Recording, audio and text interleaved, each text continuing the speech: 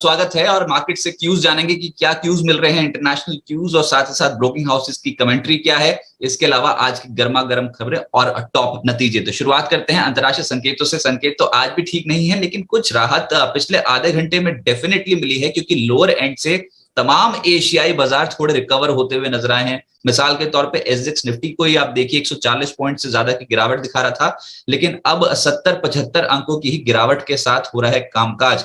तो निचले स्तरों से थोड़ा रिकवरी तो एशियन मार्केट्स में अक्रॉस द बोर्ड देखने को मिल रही है। देखते हैं आज भारतीय बाजारों की ओपनिंग कैसे होती है। लेकिन सबसे पहले ग्लोबल अपडेट, और उसमें जो बहुत क्लोजली ट्रैक हो रहा है वो है रुपया। डॉलर टर्म्स में कल अपने रिकॉर्ड निचले स्तर पे बंद हुआ 77.47। यह आज तक का सबसे निचला स्तर है जो रुपए ने क्लोजिंग टर्म्स में डॉलर पे दिखाया है। और देखते हैं कि आज शुरुआत रुपए की क्या होती है और आरबीआई कितना इंटरवीन करता है रुपए की गिरावट को थामने के लिए। देखिए, रुपए की दिक्कत नहीं है, इस साल रुपया 4% लुढ़का है डॉलर के टर्म्स में, लेकिन आप बाकी की भी एशियन पैक देखोगे तो वहां पर भी आपको गिरावट ही देखने को मिलेगी।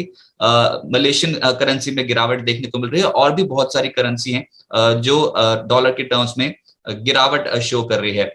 येन में गिरावट भी देखने को मिल रही है, जापानीज करेंसी में। तो ऑब्वियसली दबाव तो करेंसी मार्केट्स पे है ही, और डॉलर जो स्ट्रेंथ कर रहा है और जो ब्याज दरें अमेरिका में बढ़ती चली जा रही हैं वो टेंशन पैदा कर रही हैं, और उसी के कारण इस समय इक्विटी मार्केट्स पे उसका रिफ्लेक्शन देखने को मिल रहा है। कल तो इक्विटी मार्केट क्या, क्रिप्टो करेंसी में भी कल भारी गिरावट देखने को मिली थी।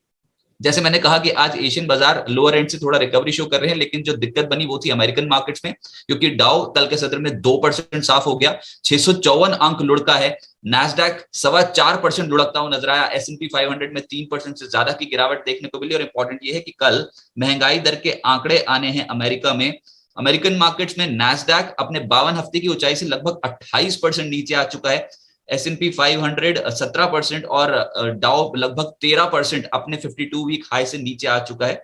और भारतीय मार्केट यानी कि निफ्टी सेंसेक्स देखोगे तो अपने उच्चतम स्तर से 52 हफ्ते की ऊंचाई से लगभग 12.5% नीचे कर रहे हैं कामकाज। तो रिलेटिवली हमने अभी ग्लोबल मार्केट्स को अभी भी किया है आउट परफॉर्म, अमेरिकन मार्केट्स को आउट परफॉर्म किया है, लेकिन देखते हैं कि क्या ये गिरावट थमती है कि नहीं। और जैसे मैंने कहा कि आज निके जापानीज मार्केट 1.3% अभी डाउन है, और शुरुआत अगर देखते हैं तो 2% की गिरावट के साथ हुई थी। कॉस्पी लगभग 1.4% नीचे कर रहा है कामकाज, इसमें भी गिरावट 2% के आसपास की देखने को मिली थी। और हैंगसेंग लगभग जो 4% लुढ़क चुका था, 3.25%, अब 3% गिरकर कर रहा है कामकाज। इंपॉर्टेंट फैक्टर भारत के लिए, कल कच्चा तेल लुढ़क गया अंतरराष्ट्रीय बाजारों में, और कोविड लॉकडाउन रिस्ट्रिक्शंस जो लगी हैं चाइना में वो एक मेन कंसर्न बताया जा रहा है। लेकिन क्रूड ऑयल जो 6% लुढ़का है, 5.25% का गोता लगा गया कल के सत्र में, वो राहत दे रहा है। आज एक क्वेश्चन, एक ट्रिगर इंडियन मार्केट्स के लिए यहां से भी बनता हुआ नजर आएगा। अब निफ्टी आउटलुक कैसी रहेगी चाल। देखिए, कल बार बार यही बोला गया था कि निफ्टी पे 16,150 16,200 बहुत इंपॉर्टेंट स्तर है, और कल जब घूमा तो 16,142 के स्तर से घूमा। ये था कल का निचला स्तर, और आज एक बार फिर से ये लेवल्स जो है वो हो सकता है कि टेस्ट होते हुए नजर आए। बहुत क्लोजली ट्रैक हो रहे हैं। 16,140 16,150 का स्तर अगर इस रेंज में आया या फिर 16,200 तक भी पहुंच गए तो हो सकता है कि एक अटेम्प्ट जरूर ले। बियर्स थोड़ी कन्विक्शन दिखाने की कोशिश करें, लेकिन इस समय बुल्स और बियर्स के बीच में बहुत तगड़ी लड़ाई हो रही है। और कल के सत्र में भी देखा था, अगर ऊपरी साइड कैप था तो निचले स्तरों से भी कुछ बाइंग जरूर इमर्ज हो रही थी, क्योंकि 16,000 16,100 16,200 इन तमाम स्ट्राइक्स पे पुट साइड पे थोड़े सौदे जो है वो खड़े होते हुए नजर आए। यानी कि बात ये कि निचले स्तरों से इंस्टीट्यूशंस फिर से थोड़ी खरीदारी के मूड माहौल में नजर आए। इसका एक एग्जांपल ये है कि कल रिलायंस इंडस्ट्रीज नहीं चला, कल 4% का गोता रिलायंस नतीजों के बाद दिखा के गया। लेकिन आप ब्रॉडर मार्केट्स में देखोगे तो उसमें थोड़ी हलचल थी, और लोअर एंड से रिकवर हुआ निफ्टी बैंक में लोअर एंड से थोड़ी रिकवरी देखने को मिली। तो उस लिहाज से ये 16,150 और 16,200 बहुत इंपॉर्टेंट लेवल्स समझे जा रहे हैं। जैसे मैंने कहा 16,000 16,100 16,200 में पुट राइटर्स की जो संख्या हो गई है वो 1.2 करोड़ शेयर सिस्टम में खड़े हैं।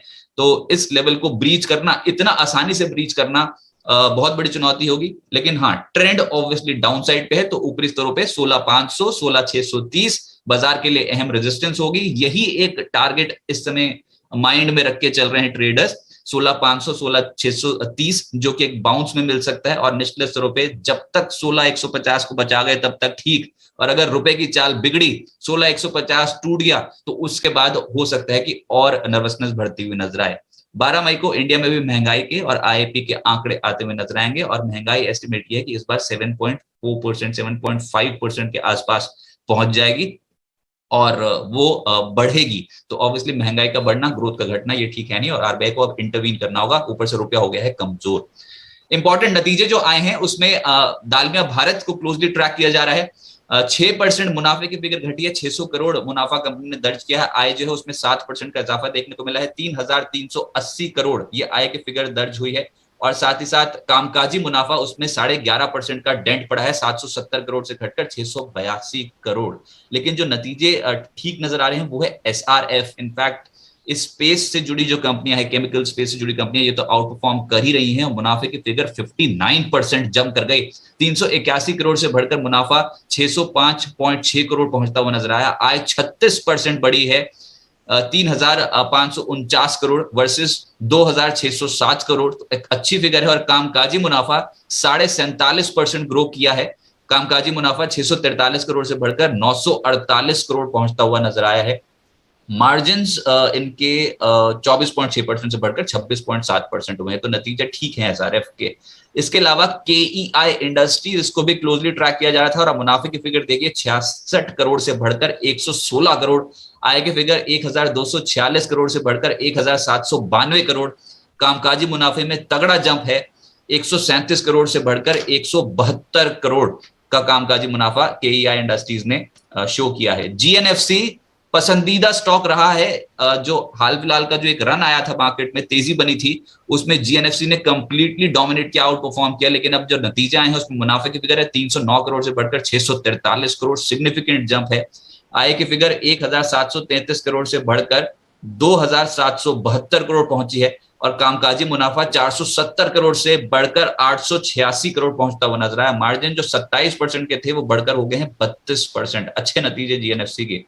गोदरेज एग्रोवेट ने भी आउट परफॉर्मेंस शो की है, मुनाफा 63 करोड़ से बढ़कर 140 करोड़ पहुंचा है और आय जो है वो 1,463 करोड़ से बढ़कर 2,081 करोड़ पहुंचती हुई नजर आई। कामकाजी मुनाफा 112 करोड़ से बढ़कर 170 करोड़ पहुंच गया, सिग्निफिकेंट जंप इनके ऑपरेटिंग फ्रंट पे दिखाई दिया है। मार्जिन भी इनके थोड़े बड़े हैं, 7.7% से बढ़कर 8.1% और कंपनी ने ₹9.5 प्रति शेयर के डिविडेंड की घोषणा कर दी फॉर FY22।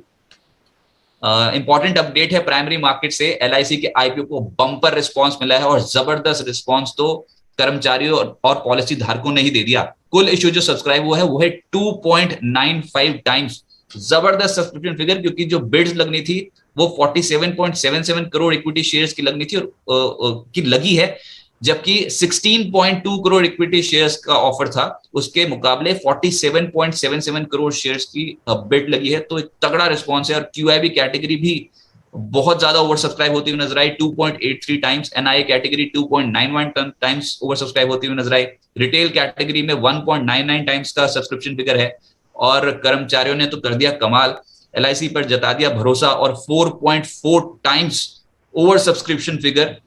पॉलिसी धारक, पॉलिसी होल्डर्स में सबसे मैक्सिमम सब्सक्रिप्शन तो यहीं पर आई है क्योंकि मैक्सिमम डिस्काउंट भी यहीं पर ही था, तो 6.12 टाइम्स सब्सक्राइब होता हुआ नजर आया है पॉलिसी होल्डर्स का कोटा। आईपीओ जो आज से खुल रहा है उसमें है प्रूडेंट कॉर्पोरेट एडवाइजरी सर्विसेज का आईपीओ आज से खुल रहा है। ये फाइनेंशियल प्रोडक्ट्स के डिस्ट्रीब्यूशन से जुड़ी कंपनी है, आज से खुलेगा और अब 12 मई को ये जो है ये इश्यू बंद होने जा रहा है और इश्यू प्राइस 595 से 630 रुपीज प्रति शेयर रखा गया है। तो इस आईपीओ पे नजर रखनी होगी और ओएफएस है, यानी कि कंप्लीटली यहाँ पर मौजूदा प्रोमोटर्स जो हैं और इन्वेस्टर्स जो हैं वो अपना स्टेक बेच रहे हैं। 538.6 करोड़ रुपीस का के शेयर्स जो हैं वो ओएफएस यानी कि ऑफर फॉर सेल में यहाँ पर बेचे जाएंगे। कंपनी के हाथ कुछ रकम रखेगी नहीं, मौजूदा इन्वेस्टर्स जो हैं उनके लिए एग्जिट प्रोवाइड करने के लिए आईपीओ आया है। अब देखते हैं कि यहाँ से क्या इसको भी अच्छा रिस्पॉन्स मिलता है, क्योंकि कल जो लिस्टिंग हुई थी आईपीओ मार्केट में इस समय हलचल बहुत जबरदस्त देखने को मिल रही है। कल कैंपस एक्टिववेयर की जो लिस्टिंग हुई थी, क्या जबरदस्त लिस्टिंग कल के सत्र में गिरते बाजार में देखिए। तो अब देखते हैं कि आज इस आईपीओ को क्या रिस्पॉन्स मिलता है निवेशकों का। कुछ इंपॉर्टेंट ब्रोकिंग हाउसेस रिपोर्ट्स आई हैं वो भी देख लीजिए। सबसे पहले तो क्रेडिट स्विस की वोल्टास पे जो रिपोर्ट है, वोल्टास पे इनफैक्ट 3 रिपोर्ट्स ट्रैक हो रही हैं। Credit Suisse under perform rating उन्होंने बरकरार रखी है, लक्ष्य 1225 से घटाकर 975 कर दिया है। वो ये कह रहे हैं कि FY23 FY24 एक्सपेक्टेशन उन्होंने ईपीएस की घटा दी है 10% और 13%। इसके अलावा CLSA वोल्टास पे सेल रेटिंग बरकरार रखे हुए है, लक्ष्य 1000 का लेकर चल रहा है। उन्होंने एबिटा अनुमान यानी कि कामकाजी मुनाफे का अनुमान जो है उसको घटा दिया है, 2 से 6% का कट यहां पर भी देखने को मिला है। और सिटी की बाय रेटिंग तो बरकरार है, लेकिन इन्होंने भी लक्ष्य घटा दिया है। पहले लक्ष्य लेकर चल रहे थे 1378 का, उसको घटाकर 1225 कर दिया है। तो वोल्टास पे कोई भी रिपोर्ट ठीक है नहीं, और कल वैसे भी स्टॉक की पिटाई हो गई थी। इसके अलावा कुछ और रिपोर्ट्स, जो पीवीआर पे CLSA की रिपोर्ट है, उन्होंने बाय रेटिंग बरकरार रखी है, रिपोर्ट अच्छी है, 2155 का लक्ष्य लेकर चल रहे हैं। और एक और रिपोर्ट है CLSA की, यूपीएल पे बाय रेटिंग बरकरार रखी है, लक्ष्य दे रहे हैं 1100 का। आज जो इंपॉर्टेंट नतीजे आने वाले हैं उसमें क्लोजली हम ट्रैक कर रहे हैं। एशियन पेंट्स के नतीजे आएंगे, सिप्ला नतीजे जारी करने जा रहा है, गुजरात गैस के नतीजे आज आएंगे, वोडा आइडिया के नतीजों को ट्रैक किया जाएगा, और इसके अलावा MGL, MRF, ये कुछ ऐसी कंपनियां होंगी, टोरेंट पावर जो नतीजे देने जा रही हैं। पॉलीकैब और ओरिएंट इलेक्ट्रिक दोनों कंपनियां कंज्यूमर इलेक्ट्रिक स्पेस से हैं, और इनके नतीजों को क्लोजली ट्रैक किया जाएगा। अजंता फार्मा, वेल्सपन इंडिया और वेंकीज, ये कुछ ऐसी कंपनियां हैं जिनके नतीजे आज आने हैं। तो उम्मीद करते हैं कि आपका आज ट्रेडिंग का दिन प्रॉफिटेबल हो। लेकिन इस चर्चा को और आगे बढ़ाते हैं, और संदीप मट्टा जी मेरे साथ इसमें मौजूद है। संदीप जी नमस्कार, स्वागत है आपका। आप मेरे को सुन पा रहे हैं सर?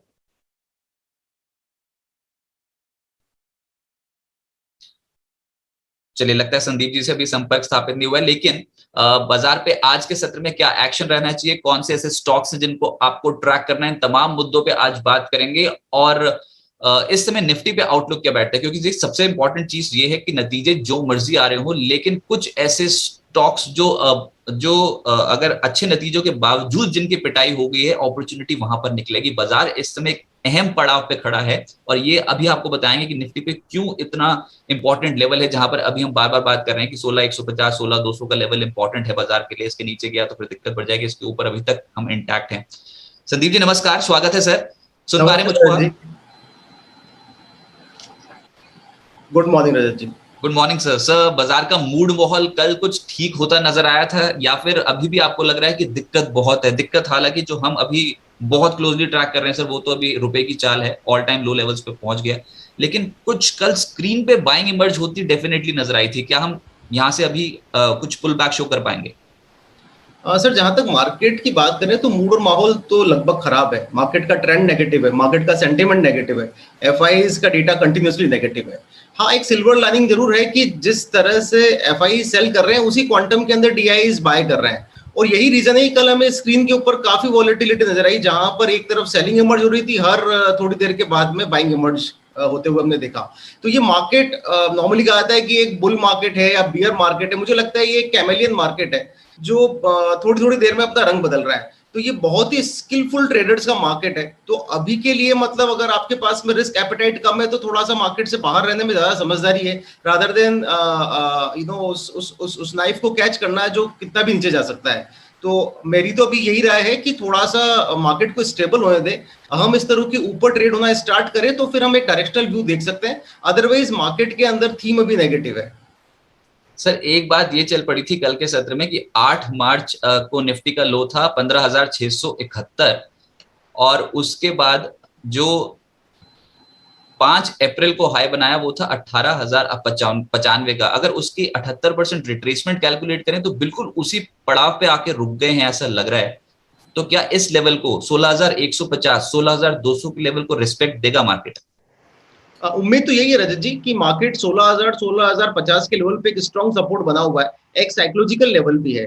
बट अगेन ये लेवल टूटने में ज्यादा समय नहीं लगता है, तो जब तक ये लेवल होल्ड है तब तक हम ये उम्मीद कर सकते हैं कि 16,500 के आसपास तक इस वीक की एक्सपायरी हो। उससे ज्यादा की एक्सपायरी मुझे अभी देखने में नहीं आती कल तक के डेटा के हिसाब से। पर ये डेटा कंटिन्यूसली चेंज हो रहे हैं, तो उस हिसाब से हमारी पोजिशंस भी रेडिकल और डायनेमिक होनी चाहिए।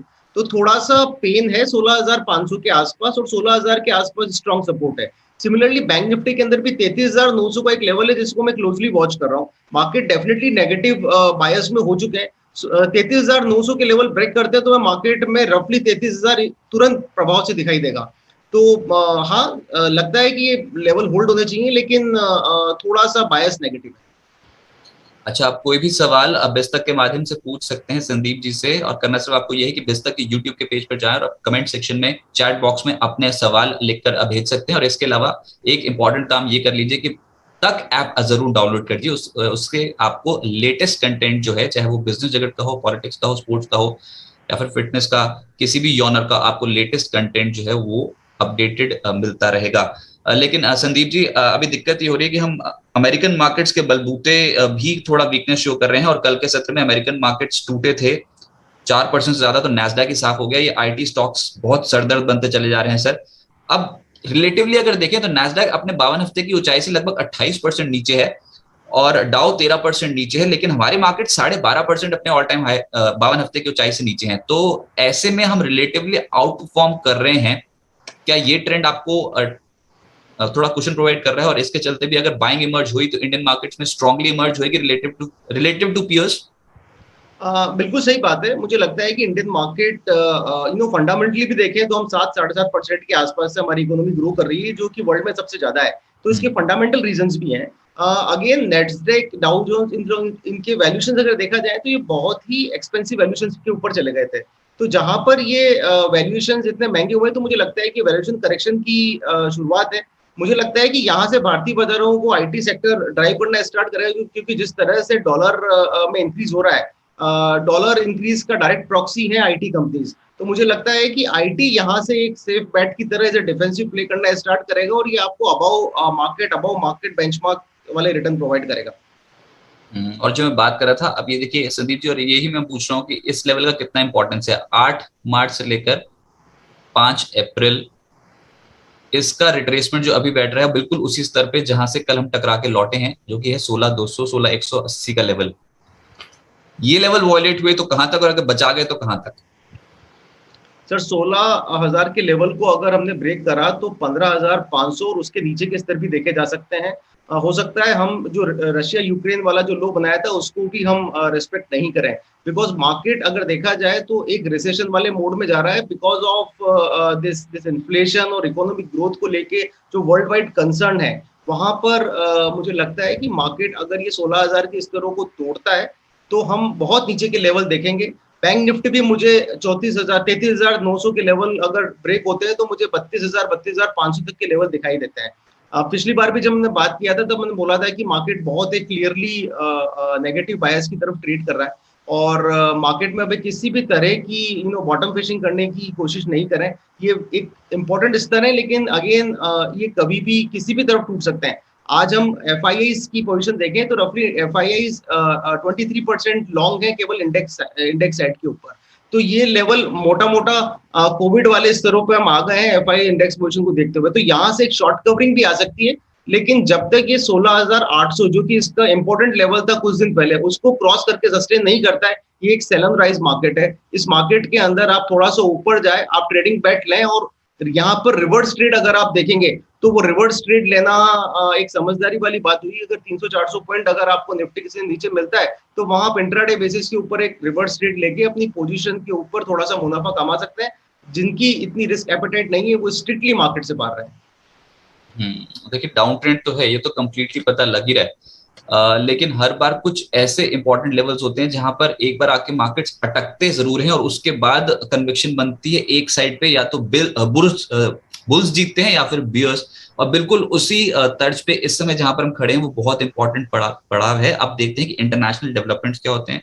क्या यहाँ पर अंतर्राष्ट्रीय संकेत अगर कुछ भी पॉजिटिव मिल गए तो रिकवरी देखने को मिलेगी। अगर और डैमेज हो गया, स्पेशली करेंसी मार्केट में अगर और डैमेज हो गया, तो ऑब्वियसली आप एक्सपेक्ट कर सकते हो कि भारतीय बाजार यहाँ से और गोता लगाएंगे। लेकिन अभी मेक और ब्रेक लेवल्स पे हम एग्जैक्टली आकर खड़े हो गए, और इसीलिए देख रहे थे आप कि कल रिलायंस इंडस्ट्रीज ना चलाओ तो, लेकिन बाकी की रेस्ट ऑफ द मार्केट्स में कुछ बाइंग डेफिनेटली इमर्ज होती हुई नजर आई थी। तो सर कुछ ऐसे स्टॉक्स जो आप बहुत क्लोजली ट्रैक कर रहे हैं, एक बार वो बता दीजिए। पहला स्टॉक कौन सा होगा जो रेडार पर रखना है?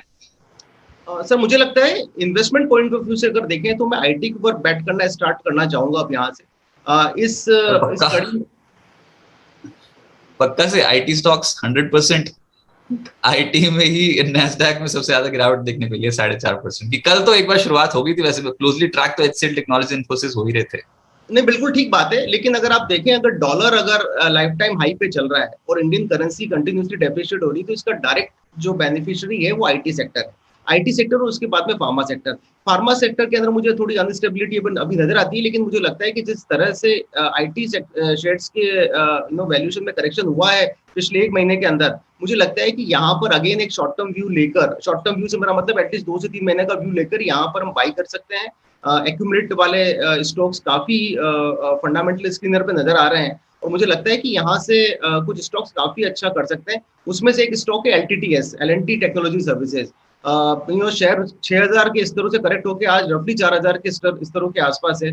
कंपनी एक इंजीनियरिंग सॉल्यूशन प्रोवाइडर है, जो basically transportation, medical device, telecom, industrial product वाले सेक्टर्स के अंदर एक डोमिनेंस रखती है और एक इमर्जिंग प्लेयर है। और इसके वैल्यूएशन भी रफली हम देखें तो रफली 43 के पीई पे अवेलेबल है, 25% का इसका आरओआई है।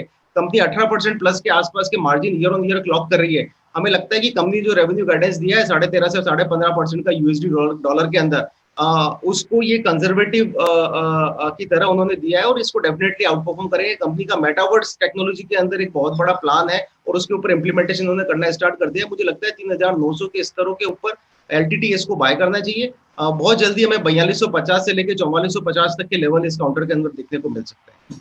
अच्छा, 4250, 4450 ये टारगेट लेकर चलें तो स्टॉप लॉस क्या लगा लें सर? अगर एक्यूमुलेट भी करना हो तो कहां तक मैक्सिमम? इसका स्ट्रिक्ट स्टॉप लॉस मुझे लगता है कि 3700 के आसपास पोजिशनल बेसिस के ऊपर रखना चाहिए, और कोशिश करें कि एक साथ सारा पैसा नहीं डालें, बिट्स एंड पीसेस में करें। 30% की 3 ट्रांचेस के अंदर इन्वेस्टमेंट करेंगे तो आपको इन्वेस्टमेंट की कॉस्ट उतनी महंगी नहीं पड़ेगी। Okay, right. तो एल&टी टेक्नोलॉजी सर्विसेज इसको रखे रडार पर। और कल आप देख रहे थे एल&टी टेक्नोलॉजी सर्विसेज में तो बाइंग इमर्ज हो रही थी, एल&टी इन्फोटेक में, माइंडट्री में नहीं हुई। एल&टी इन्फोटेक और माइंडट्री के मर्जर की खबर है। एल&टी टेक्नोलॉजी एलटीटीएस को इससे बिल्कुल मर्जर से अलग रखा जाएगा। मैनेजमेंट ने साफ साफ बोल दिया है, इनका बिजनेस मॉडल बिल्कुल अलग है। एल&टी टेक्नोलॉजी सर्विसेज कल निचले स्तर से थोड़ा पलटने की कोशिश कर रहा था और आईटी में बाइंग इमर्ज हो रही थी। दूसरा स्टॉक कौन सा है सर जिसको ट्रैक करना चाहिए अभी? सर दूसरा एक ट्रेडिंग पिक की अगर देखा जाए 2 या 3 दिन की होल्डिंग के लिए, तो मुझे लगता है कि भारती एयरटेल के अंदर कुछ मोमेंटम बनना स्टार्ट हो रहा है। अगर 712 के लेवल को ये क्रॉस करता है तो मेरा इसमें बाय का एडवाइस रहेगा। जो इस काउंटर को 720 से लेके 728 तक के लेवल तक लेके जा सकता है। ये 2 से 3 दिन के अंदर हम इन लेवल्स को देख सकते हैं। अगर 712 के लेवल को ये क्रॉस करता है तो इसमें स्टॉप लॉस रहेगा 695 का क्लोजिंग बेसिस के ऊपर। 695 ये स्टॉप लॉस रहेगा और टारगेट 720 725 एक्सपेक्ट कर सकते हैं, राइट? राइट। तो भारतीय एयरटेल एक ऐसा स्टॉक कल के सत्र में थोड़ी बाइंग इमर्ज हुई थी, लेटर हाफ में थोड़ा सरेंडर डेफिनेटली कर गया, लेकिन आप लगाइए इसमें 695 का एक स्टॉप लॉस, इसको अपनी बाइंग लिस्ट में शामिल कर लीजिए। और ये बहुत ही शॉर्ट टर्म पिक है, इसमें आप 720 से 725 के टारगेट्स एक्सपेक्ट कर सकते हैं। हमारे पास लगातार अब व्यूअर्स के प्रश्न आते चले जा रहे हैं। सबसे पहले तो टाटा पार पे ही सवाल है पटेल यतिन जी का। टाटा पार ये बोल रहे हैं सेल कर दें क्या टाटा पार, जिस तरह की क्वांटम की बिकवाली देखने को मिली थी? पिछले 2 दिन के अंदर जो इसके अंदर लेवल्स ब्रेकडाउन हुए हैं, काउंटर डेफिनेटली एक डाउन ट्रेंड के अंदर है। तो यहाँ पे अगर आप थोड़ा सा लॉस बुक करने की हिम्मत रखते हैं तो डेफिनेटली 241 के स्टॉप लॉस से पोजीशन को स्क्वायर ऑफ करें। लेकिन अगर 241 ये क्लोजिंग बेसिस पे देता है तो फिर डेफिनेटली हम इसमें 300 के लेवल देखेंगे। मुझे लगता है कि इसका सपोर्ट 205 से 210 के बीच में कहीं ना कहीं आता है, तो हो सकता है यहाँ से हम 15 से 20 रुपए की गिरावट इस काउंटर के अंदर देखें। तो अगर आपने अभी नई खरीदारी नहीं करी है तो उन स्तरों का वेट करें। 210 से 207 से 210 के लेवल मुझे लगता है कि इस काउंटर में एक बार आने चाहिए और वहां पर आप अपना नया पैसा डाल सकते हैं। 241 को क्लोजिंग बेसिस पे क्लोज करने के बाद में इसमें हमें अपटर्न मूव दिखाई देगा। अच्छा, पर सर ये 200-210 की रेंज पे आके एक बार थमेगा ना? लग रहा है कि आपको उस रेंज तक अगर मिल जाए तो फिर से एक्यूमुलेट करना स्टार्ट कर देना चाहिए, क्योंकि कितने समय से नहीं तोड़ी 200-210 की रेंज। इन्होंने नवंबर 2021 से लेकर अब तक ये वाली लेवल्स नहीं तोड़े हैं, तो इन लेवल्स पे दोबारा से एक्यूमुलेट कर सकते हैं टाटा पावर? सर बिल्कुल कर सकते हैं। देखिए मार्केट बेसिकली कुछ लेवल्स को रेस्पॉन्स करता है, और अगर हम 210 के आसपास देखें तो काउंटर का 200 डेमा एस्टेब्लिश होता है। तो मुझे लगता है कि क्योंकि ये फंडामेंटली बहुत स्ट्रॉन्ग काउंटर है, मुझे लगता है कि उन स्तरों के ऊपर अगर हम बाय करेंगे तो एक तो हमारे को स्टॉप लॉस भी बहुत नीचे का नहीं लगाना रहेगा, और उसके साथ ही वहां से इनके रिवर्सल के चांसेस बढ़ सकते हैं। रिलायंस के ऊपर प्रश्न आ गया सर, क्या करना चाहिए? कल 4.5% नीचे था ये स्टॉक, नतीजों का ही इम्पैक्ट है, लेकिन रिलायंस ना मार्केट की लीडरशिप संभाले हुए था, हाल फिलहाल में सबसे जबरदस्त स्टॉक रहा है मार्केट का। ये तो जो बिकवाली हुई है ठीक नतीजों से पहले जो शुरू हुई है वो बहुत हेवी क्वांटम की है। अब क्या करना चाहिए निवेशकों को? सर नॉर्मली यही देखा गया है कि रिजल्ट्स आने से पहले इस काउंटर के अंदर हर क्वार्टर के अंदर तेजी होती है और उसके बाद में कहीं ना कहीं ये अपने गेन्स को गिव अप करते हुए नजर आता है। काउंटर नेगेटिव टर्न के अंदर है और कल भी देखें तो रफली 80-85% की जो सेलिंग निफ्टी के अंदर आई है उसका 80-85% बेसिकली रिलायंस ने कंट्रीब्यूट किया है। तो अभी नेगेटिव बायस के ऊपर है, मुझे लगता है कि इसका एक सपोर्ट 2400 के आसपास एस्टेब्लिश होना चाहिए और 2400 के वहां पर अगर ये घूमता है तो निफ्टी भी बढ़ेगा और ये काउंटर भी आपको वापस से 2800 तक के लेवल दिखाएगा। 2400 से नीचे की क्लोजिंग इस काउंटर के लिए थोड़ी सी नेगेटिव रहेगी। ये जो सेलिंग आया है मुझे लगता है कि जिस तरह से ये 2500 के स्तरों को इसने मूव करके काउंटर को 2900 तक लेकर गया था, वहां पर एक ये बेसिकली गैप फिलिंग की एक्टिविटी हो रही है और इसका सपोर्ट अब 2400 के आसपास आता है। तो 2400 के स्टॉप लॉस के साथ में इस काउंटर में बना रहा जा सकता है। देखिए हैवी वेट है और हैवी वेट है तो ये निफ्टी को भी उसी तरह से ड्राइव करता है जिस तरह से खुद ड्राइव होता है। तो मुझे लगता है कि 2400 के स्तरों के स्टॉप लॉस लगा लें और ये वहां से अगर ये टर्न करता है तो डेफिनेटली 2900 के लेवल हमें यहाँ दिखाई देंगे। एक टेंशन ये बन गई कि पिछला था 2521 ये लो था और कल की क्लोजिंग इसके आसपास की हुई है। देखते हैं अगर ये लेवल रिस्पेक्ट कर गया तो ठीक, क्योंकि बहुत ही क्वांटम मार्जिन कम है जिससे ये अपने पिछले स्विंग लो को वॉयलेट करके गया है। अगर इसके नीचे अब ट्रेड करना शुरू हो गया यानी 25-20 के नीचे अगर ज्यादा समय बिता दिया इसने तो फिर टेंशन थोड़ी और बन जाएगी रिलायंस इंडस्ट्रीज को लेकर। लेकिन जो लेवल्स संदीप जी ने दिए हैं उन लेवल्स पे फिर से आप नजर रख सकते हैं, वो 2400 के आसपास के लेवल्स हैं। तो रिलायंस इंडस्ट्रीज 2400 के लेवल से फिर से ट्रैक होना शुरू होगा क्लोजली मार्केट में। हिंडाल्को पे क्या करना चाहिए? शक्ति जी का प्रश्न है, क्या मेटल स्टॉक्स में खरीदारी का समय आ गया है या फिर जो इनके फेवर में नहीं है चीज वो है डॉलर का बढ़ना, ये दिक्कत और पैदा कर हिंडाल्को में 640 से 440 ये अप्रैल महीने का ही एक नेगेटिव ट्रेड बना है हिंडाल्को में। ये वैसे ना नेगेटिव इसमें हिंडाल्को में करने की हिम्मत बहुत कम लोगों की पड़ी थी इस बार। सर मेटल्स अभी आउट ऑफ द साइट है और सारे metal counters Tata steel, Hindalco, Hindustan copper कल जिस तरह से टूटा है सेल, तो मुझे नहीं लगता है कि मेटल्स के ऊपर भी बॉटम फिशिंग का बोलना चाहिए बिकॉज डॉलर इंक्रीज हो रहा है, कमोडिटी प्राइसेस के अंदर भी कोई बहुत बड़ा सर्ज हमें देखने को नहीं मिल रहा है और मुझे लगता है कि ये प्रॉफिट बुकिंग का दौर है तो थोड़ा सा अभी इसके अंदर बचे। निफ्टी के लेवल्स इसमें देखना बहुत जरूरी है, अगर निफ्टी अगर स्टेबल होता है तो इन सभी काउंटर के अंदर मूव आ सकता है, लेकिन अभी बॉटम फिशिंग करने से मना है मेरी तरफ से। मुझे लगता है कि यहाँ पे पैसा भी नहीं लगाना चाहिए। और मैं एक चीज और बोलना चाहूंगा रजत जी, रिलायंस के ऊपर जब हमने पिछली बार बात करा था, जब किसी व्यूअर का क्वेश्चन था तब हमने 2750 पे क्लियरली उसमें से निकल जाने की राय दी थी और 2750 के लेवल पे ऐसा नहीं है कि बेसिकली जो तक के कंटिन्यूसली फॉलोवर्स हैं उन्हें सब लेवल्स पता होंगे। 2750 पे सेलिंग राय थी और 2500 के उसके ऊपर टारगेट थे और हम आज आसपास टारगेट के आसपास खड़े हुए हैं। तो रफली एक सप्ताह के अंदर निफ्टी भी गिरा है और रिलायंस ने भी नेगेटिव रिटर्न प्रोवाइड करे हैं। तो आप चैनल के ऊपर बने रहें और बेसिकली बहुत सारे स्टॉक्स यहाँ पे डिस्कस होते हैं जो आपके पोर्टफोलियो में है, उनको भी ट्रैक करें, जो नहीं है उनके लेवल भी आप फॉलो करें तो आपको एक बेसिक अंडरस्टैंडिंग समझ में आएगी कि ओवरऑल थीम कहाँ जा रहा है बेंचमार्क इंडाइसेस का। रिलायंस तो टूटा लेकिन मेटल स्टॉक्स में परेशानी थोड़ी ज्यादा बन गई। आपने बोला हिंडाल्को, वैसे हिंडाल्को का अब लेवल कौन सा क्लोजली ट्रैक होगा जिसके नीचे इसमें बहुत ज्यादा दिक्कत बढ़ सकती है या फिर बस बहुत हो गया, इट्स ओवरडन? क्योंकि सर कल की कैंडल को देखते हुए मुझे लगता है ये ओवरडन हो चुका है, तो एक छोटा सा डेड कैट बाउंस इसमें एक्सपेक्ट किया सकता है, लेकिन मैं मार्केट को प्रिडिक्ट करने की कोशिश यहाँ पे नहीं करूंगा इन काउंटर्स को लेके, क्योंकि फंडामेंटल्स थोड़े से नेगेटिव है। Increasing dollar and commodity prices, मुझे लगता है कि ये दोनों एक थोड़ा सा नेगेटिव रोल प्ले कर रहे हैं सभी काउंटर्स के अंदर। हाँ, एक अगर वॉल्यूम वाला कैंडल बनता है, क्योंकि कल जो वॉल्यूम आया ठीक थे, 2 या 3 दिन से बेटर वॉल्यूम आए थे, लेकिन अभी भी जो इसके 5 दिन के एवरेजेस है उन वॉल्यूम को इन्होंने क्रॉस नहीं किया है इस काउंटर ने। तो मुझे लगता है कि थोड़ा सा वेट करना चाहिए और जरूरी नहीं है कि हम मतलब है ना पहली अपटिक के ऊपर ही पकड़े, एक बार उस काउंटर को एस्टेब्लिश हो जाने दीजिए, स्टेबल हो जाने दीजिए मार्केट के अंदर, और उसके बाद में वहां से भी हमें 40% 50% गेन दिखाई दे सकते हैं, तो हम वहां पर हिम्मत करेंगे रादर देन इसको हम बॉटम फिश करने। अच्छा, एक ना कल स्टॉक था जब बाजार शुरू हुआ था तो थोड़े मजबूती शो कर रहे थे, बजाज फाइनेंस और फिनसर्व। ये क्या आपको लग रहा है कि पकड़ मजबूत कर लेंगे बाजार में या फिर बिकवाली जो वन वे ट्रैक की हुई है ये भी और कंटिन्यू हो सकती है? कल वैसे ना हुआ ये है कि आप अगर कैंडलस्टिक चार्ट्स पे जाओगे तो बहुत सारे ऐसे स्टॉक्स हैं जहां पर लोअर एंड से रिकवरी हुई है, जहां खुले थे उसके ऊपर बंद हुए हैं, तो हरे निशान की क्लोजिंग आती हुई नजर आई है। मैक्सिमम स्टॉक्स में कैंडल्स ग्रीन बनी है, हरे निशान की क्लोजिंग नहीं, कैंडल्स ग्रीन बनी है। तो इस लिहाज से अब बजाज फाइनेंस कैसा लग रहा है सर? क्या स्टॉप लॉस रखें और क्या ट्रेड करें? सर बजाज फाइनेंस भी हम देखें तो इसने जब 8 मार्च को जब मार्केट के अंदर एक बॉटम बना था, उस लेवल के स्तर को इसने छूकर वहां से पलटने की कोशिश करी है। कल एक डोजी फॉर्मेशन हुआ है चार्ट स्ट्रक्चर के ऊपर, लेकिन अभी भी मैं देखना चाहूंगा कि आज इसकी क्लोजिंग क्या होती है। अगर ये आज भी पॉजिटिव क्लोजिंग देकर जाता है तो मुझे लगता है कि काउंटर में वापस 6,800 तक के स्तर को देखा जा सकता है। अदरवाइज मुझे लगता है कि ये एक फॉल्स सिग्नल हो सकता है जो कल मार्केट ने दिया, बिकॉज कल मार्केट हालांकि नीचे के स्तरों से ऊपर उठा, लेकिन कहीं ना कहीं मार्केट में स्ट्रेंथ नहीं थी और 16,400 के आसपास, 16,300 के आसपास कंटिन्यूसली मार्केट के अंदर सेलिंग आ रही थी। तो मुझे लगता है कि थोड़ा सा इसको 1 या 2 दिन देना चाहिए। ये काउंटर अगर 6,200 के लेवल की क्लोजिंग देता है तो मैं वहां पर इस काउंटर में एंट्री की सलाह दूंगा। राइट। रिंकू जी, वेदांता का आप बोल रहे हो डिविडेंड नहीं आया, पर डिविडेंड है ऑब्वियसली, अब वो आपके अकाउंट में रिफ्लेक्ट डेफिनेटली होगा।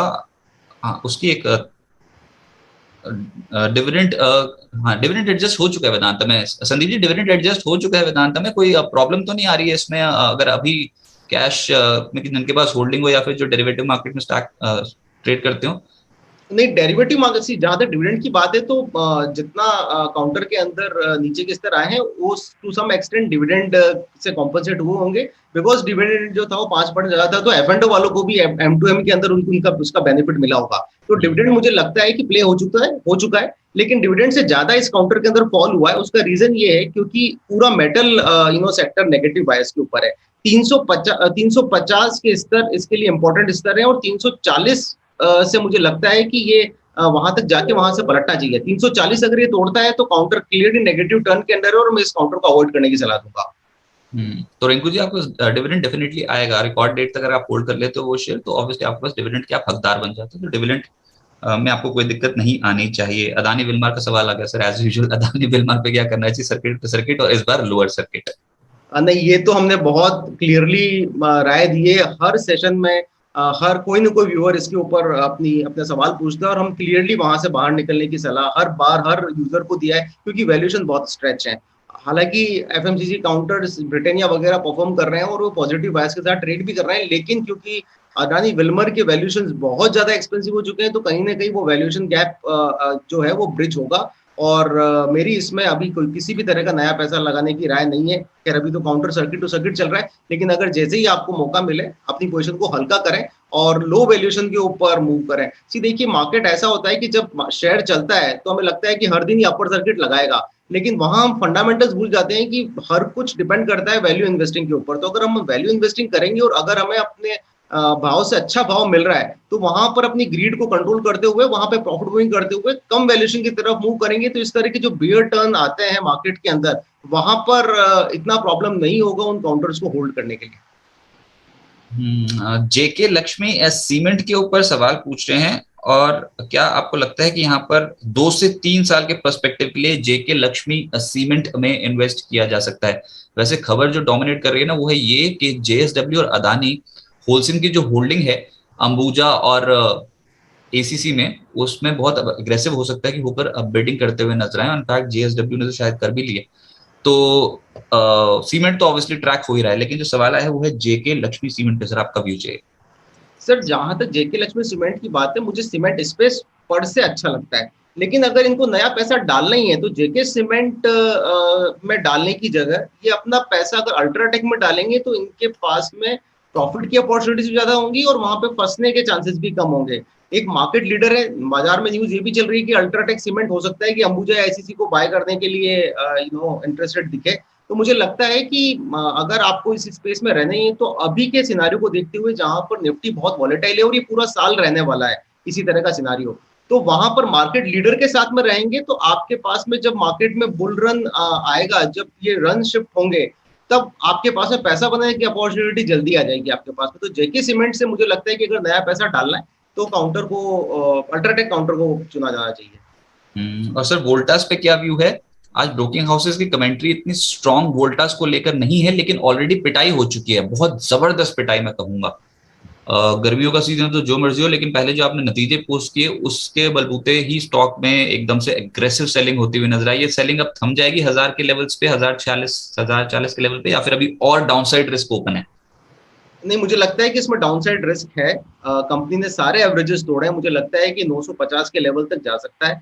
तो अभी इसमें से क्लियरली बाहर रहें और क्लियरली अवॉइड ये काउंटर मेरे लिए। वैसे आज ना हम पॉलीकैप को ट्रैक कर रहे हैं, इसके अलावा ओरिएंट इलेक्ट्रिक को ट्रैक कर रहे हैं। कंज्यूमर इलेक्ट्रिकल स्पेस में ये दो कंपनियां जो आज नतीजे जारी करने वाली हैं, और आपको पता ही है कि पॉलीकैप लॉन्ग टर्म इन्वेस्टर्स को जबरदस्त कमाई करा के ऑलरेडी इसने कमाई करा दी है। लेकिन अब बाजार का मूड माहौल ऐसा है कि नतीजे जो मर्जी हो, एक बार तो डेंट जरूर पड़ जाता है स्टॉक प्राइस पे।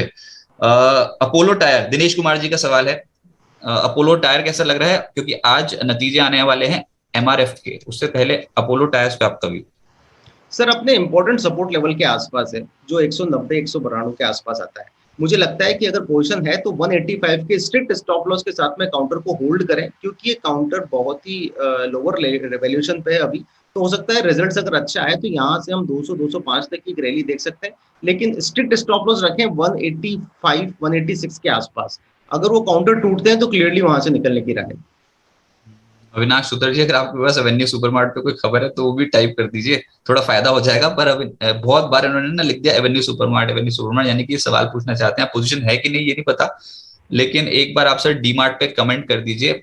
और इसमें मुनाफा वसूली शुरू हुई है।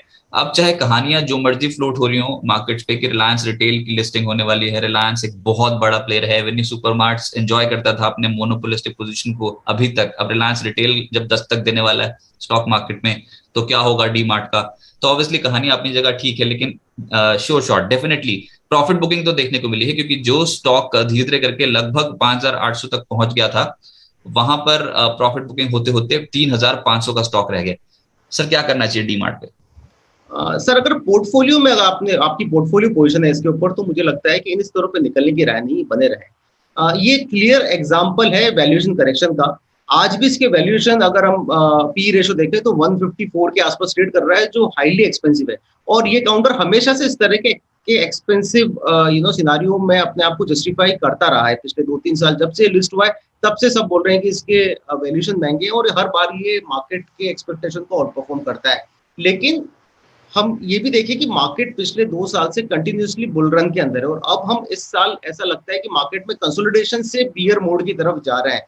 तो मुझे लगता है कि ऐसे समय में जब इस फेज में मार्केट है, वैल्यूएशन करेक्शन होना लाजमी है, और इसके अंदर नीचे के स्तर और देखे जा सकते हैं। लेकिन अगर आप इस काउंटर को अगर 2 साल 3 साल 4 साल के व्यू के लिए रखना चाहते हैं तो इस काउंटर को रखें। बिजनेस एक मोनोपोली सेक्टर के अंदर प्ले करता है, और जिस वॉल्यूम को ये ड्राइव करता है वो बहुत बड़े वॉल्यूम है, और 2 लाख करोड़ से ज्यादा का इसका मार्केट कैप है। कंपनी 10% का आरओई बिजनेस भी देती है ट्रेडिंग बिजनेस के अंदर।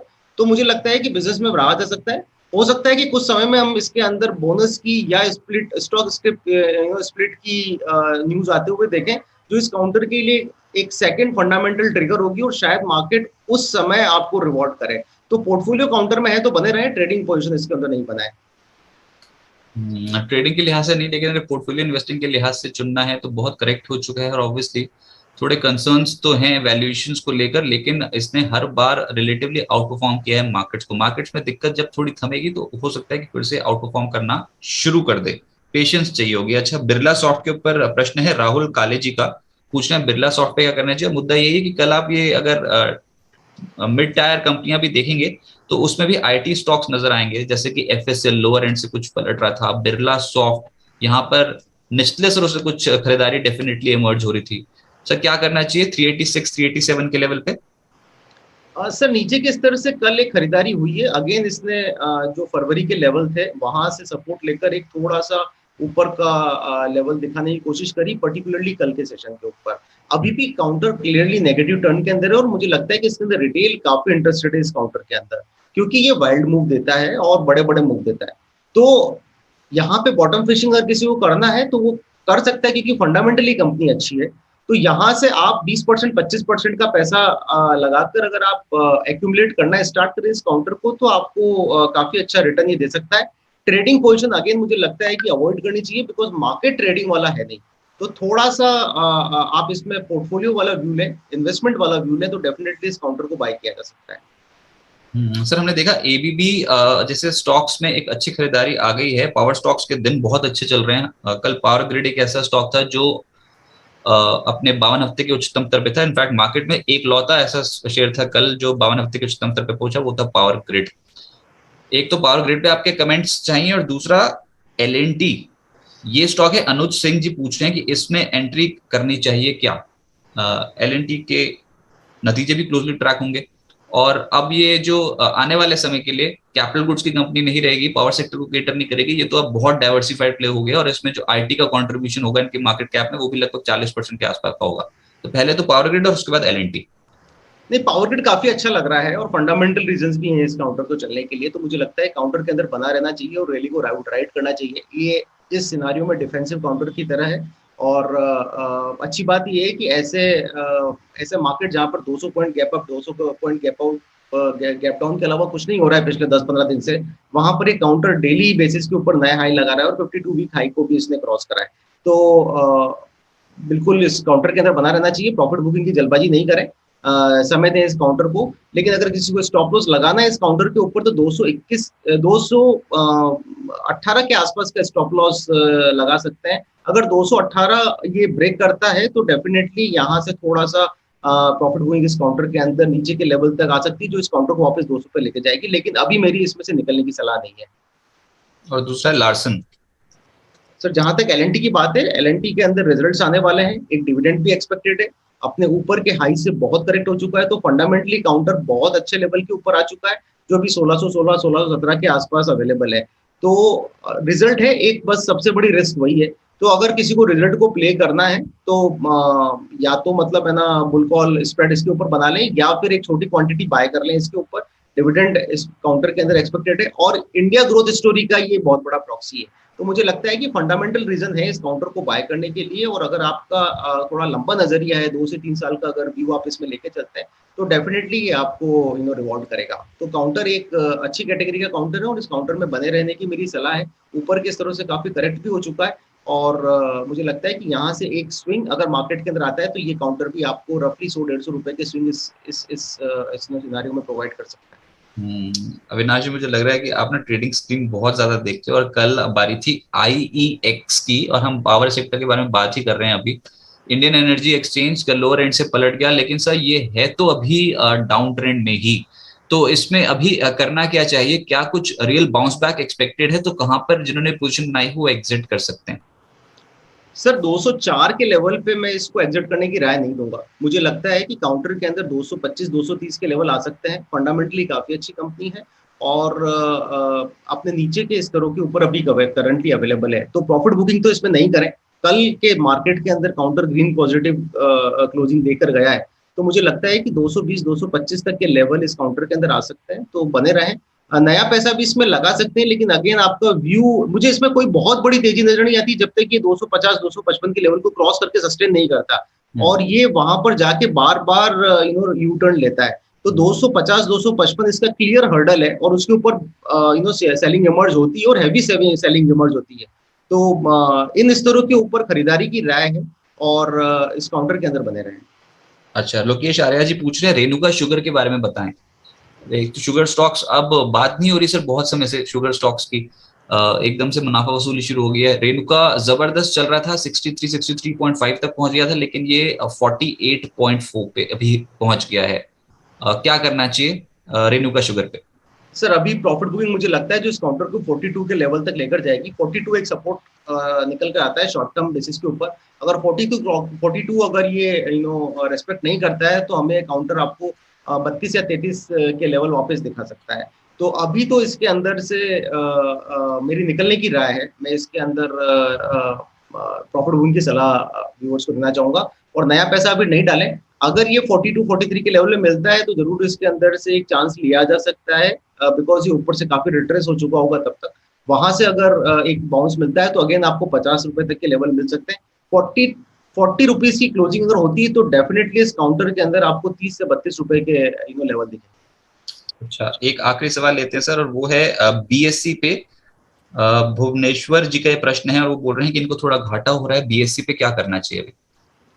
सर, मेरी इसमें से निकल जाने की राय है, बिकॉज काउंटर ने अपने लॉन्ग टर्म सपोर्ट्स को तोड़ दिया है। और अगर आप देखें तो 3 मार्च को जब इसने इस लॉन्ग टर्म सपोर्ट को क्रॉस करा था, ये काउंटर यहाँ से उठ के अच्छा, मतलब अगर आप आफ्टर बोनस और उसकी लेवल को देखें तो रफली 680 के लेवल से उठकर इस काउंटर ने 1,000 रुपए तक के लेवल भी दिखाए थे।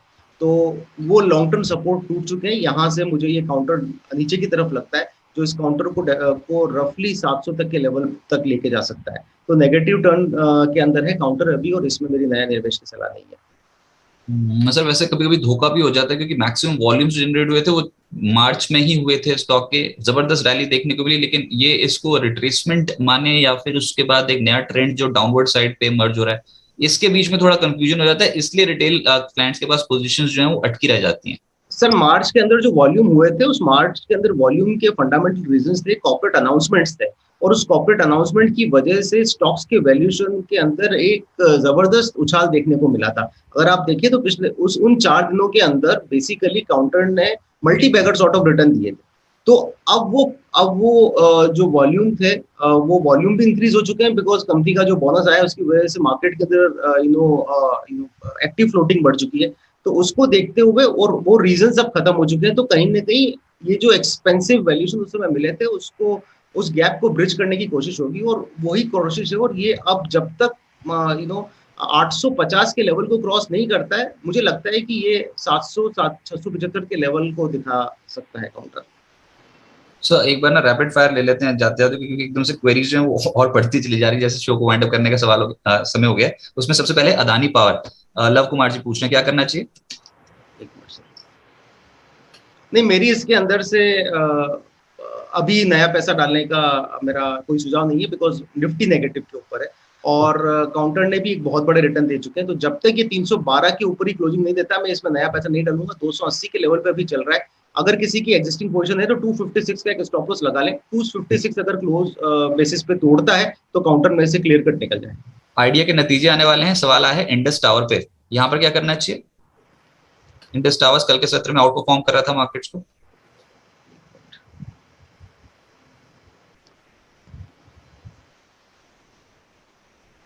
नहीं, अच्छा है, नीचे के लेवल से पलटा है। मुझे लगता है कि अगर ये 215 के लेवल को क्रॉस करता है तो डेफिनेटली इस काउंटर के अंदर 225 तक के लेवल्स में देखता हूँ। यहाँ पर प्रॉफिट बुकिंग की सलाह नहीं है। 2 दिन की कैंडल ने काफी अच्छा स्ट्रक्चर फॉर्म किया इसके ऊपर से, और लगता है कि यहाँ एक बेस फॉर्मेशन की एक्टिविटी स्टार्ट हो चुकी है।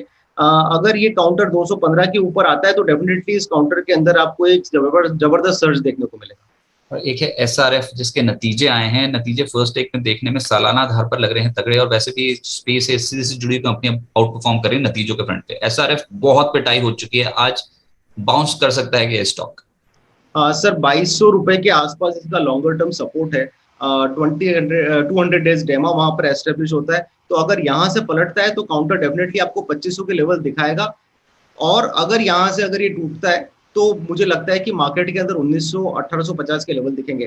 तो मैं इसके ऊपर मेरी अभी बेसिकली अवॉइड कैटेगरी के अंदर है, क्योंकि ये स्तरों को ना होल्ड कर पा रहा है अभी, और ना इसको तोड़ने की जल्दी में दिख रहा है। तो मैं देखना चाहूंगा 1 या 2 दिन में इसकी परफॉर्मेंस कैसी रहती है। अगर ये 2200 के स्तर को होल्ड करता है 2 दिन की क्लोजिंग बेसिस के ऊपर, तो मैं डेफिनेटली इसके अंदर 2500 2600 के लेवल्स देखता हूँ।